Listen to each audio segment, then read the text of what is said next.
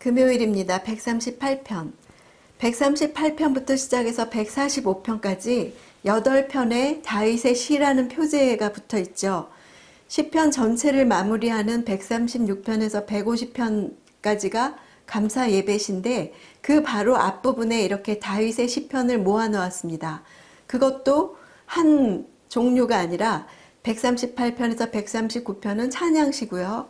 140편에서 142편은 비탄시, 143편은 참회시, 144편은 신정시, 145편은 감사 예배시, 이렇게 다양한 장르로 구성되어 있는 이유는 시편을 마치면서 시인이며 예배자이며 이 시편의 많은 부분을 기록했던 다윗의 일생 가운데 이런 시간 저런 시간을 지나면서 하나님과 동행한 모습들을 다양한 시를 통해서 보여준 것입니다. 하나님과 동행한 다윗의 인생 스토리가 성경이 되었듯이 나의 인생 스토리도 성경입니다. 138편 구조를 보면 A, B, C, B, A, A 1절에서 2절 전심으로 주의 인자와 성실을 감사하며 찬양함. B 3절 주께서 행하신 일 기도응답 나의 영혼을 강건케 함. C 4절에서 6절 열왕이 주를 찬양하고 노래함. B 7절 주께서 행하신 일 원수들의 분노를 막으심 나를 구원하심. A 8절 주의 인자가 영원함. 이상의 구조로 볼 때 138편의 핵심은 C 열국의 왕들이 주를 찬양하고 노래할 것이라는 예언입니다. 이는 솔로몬 시대에 시바 여왕을 비롯한 열왕이 하나님을 찬양함으로써 부분적으로 실현되었고 신약에서는 복음이 온 세상에 증거됨으로써 그 완전한 성취가 계속 진행되고 있으며 장차 주님의 날에 온전히 성취될 것을 말합니다. 1절 여기서 신들은 열방이 섬기는 신들을 말합니다. 2절 주의 이름을 찬양한다. 주의 이름은 하나님 자체를 말하죠.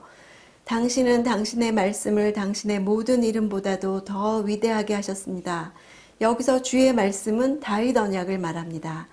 다윗에게 하신 언약의 말씀을 자신의 존재로 지키시는 분이라는 뜻이죠.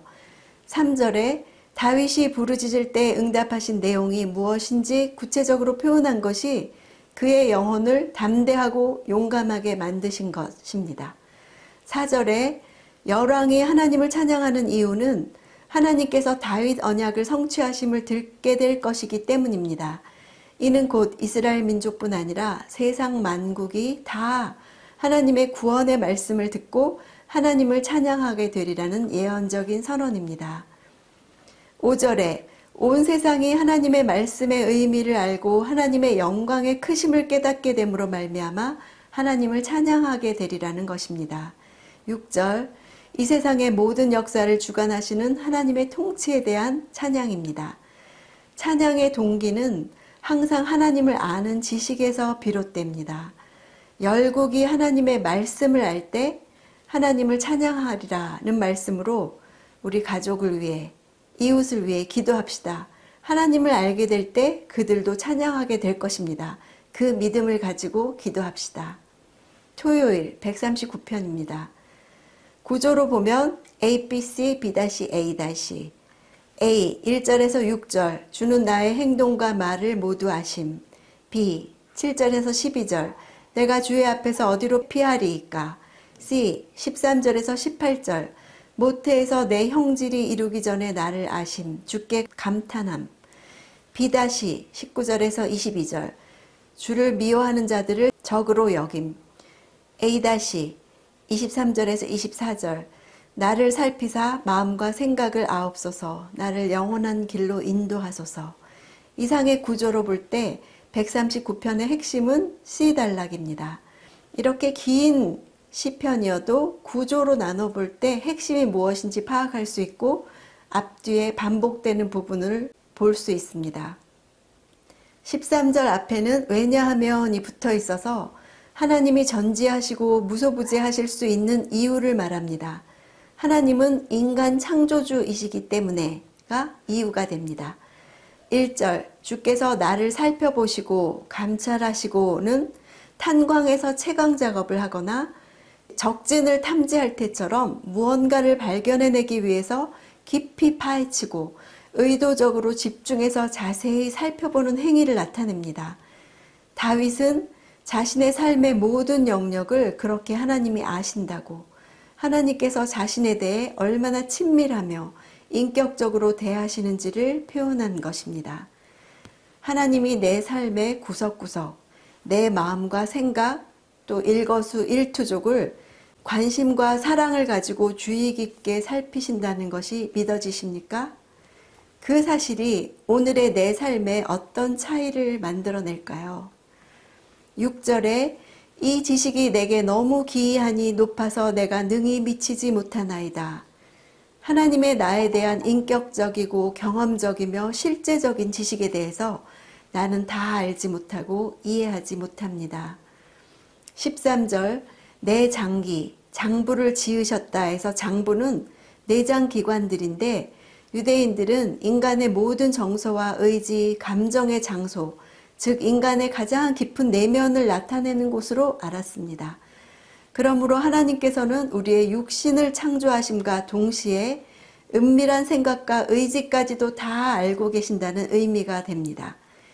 내 어머니의 모태에서 나를 만드셨다, 나를 조직하셨다의 원어는 엮어 짜다, 함께 짜다는 의미로서 신체 골격과 피부 등을 만드시는 하나님의 인간 창조 행위를 나타냅니다. 14절 나를 지으심이 신묘막측이라는 경이롭습니다. 놀랍습니다. 주의 행사가 기이함은 주의 작품이란 뜻입니다. 자신을 창조하심에 대한 경탄을 연속적으로 표현하고 있습니다.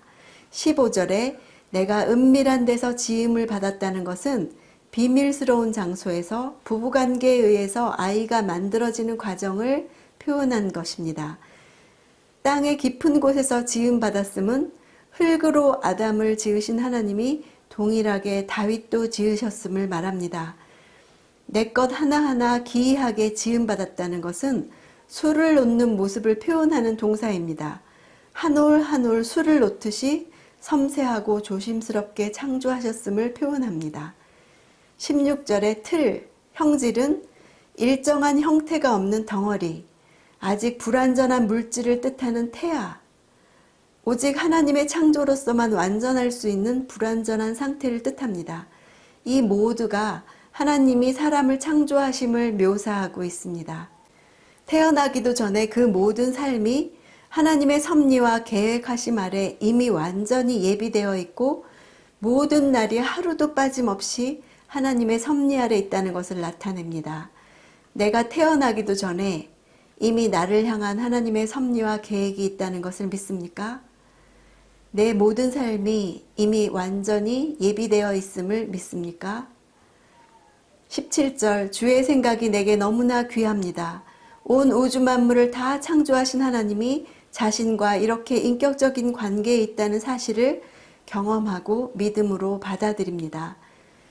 18절 하나님의 생각이 많음은 시인에 대한 하나님의 사랑이 많음을 증거합니다. 하나님이 아신다는 단어가 7번이나 나옵니다. 우리는 그의 피조물이기 때문에 하나님은 다 아십니다. 이 사실을 깨닫는 것이 믿음입니다. 나와 하나님과의 인격적인 관계는 어떻습니까? 말씀에 근거하여 믿습니까? 19절에서 22절 악인에 대한 증오와 저주는 개인적 원한에서 온 것이 아니라 하나님을 대적하는 자들에 대한 것입니다.